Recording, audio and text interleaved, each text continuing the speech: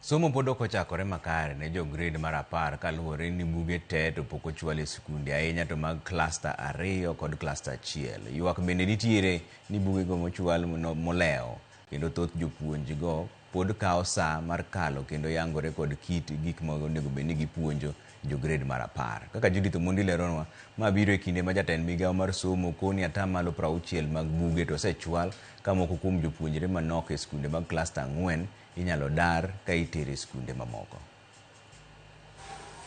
E juma mar adek bang' donjo mag jopuonjre mag grade mar 10 e senior school, somo chalo ka gima pok ochakore kaka dwarore kata bed ni odong' matin ne jumbe adek, to jopuonjre dhi e yweyo madundo kata half term.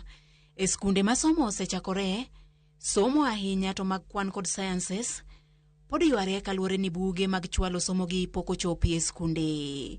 Kundo ka wasechako puonjo mar CBE kendo jo grade 10 ni e class kendo puonjo dhi mbele.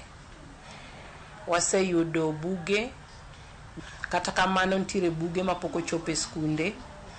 Aparo ni ok kwan kendwa, lakini pok wayudo buge me kwano, buge me Kiswahili.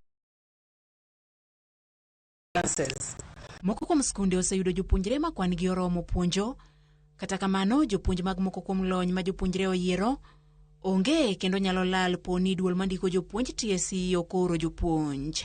Dwa kwa jopuonj pod wadwaro moko. Kalure gi population ma nyithindo e school, jopuonj dwarore ma nyalo konyowa puonjo subjects kaka media technology, wan gi subject kaka marine science gi home science. Koro kata ka wadhi mbele kaka school kendo watemo manyo jopuonj, de wagomb ni serikal be mondo mi wa jopuonj moko mondo mi wapuonj nyithindo gi e yo makare. Ma kata kamano ok chalre sikunde duto ma pacho ka. Walimu achiel kuom sikunde mag cluster 4 e kaunti ma Kericho, kendo ka buge duto osechwal, kata kamano jopuonjre gin mana 5 e klas, 4 kuomgi gin mane otimnegi apedha kod ruoth ma gweng'ni. Penjo maduong' kaka somo dhi bedo kaluwore ni jopuonjre gi duto ni kod lai ma opogore opogore mag somo. E skund sekondar ma Obambo kata kamano, jopuonjre ma oa mabor odhuro kendo dwaro nitie mondo mi oger kar nindo manyien. Nyithindo noa kuonde maboyo kendo gidwa ni mondo gidag e sikul. Kanye ma wan gi shida kendo wakwayo ni kwa nyalo yudo dormitories moko to nyalo konyowa kabisa kaka school. Otherwise wase embrace CBE kendo watiyo matek mondo wane ni wachake maber kendo nyithindo gi owinjo kare somo mondo dhi maber.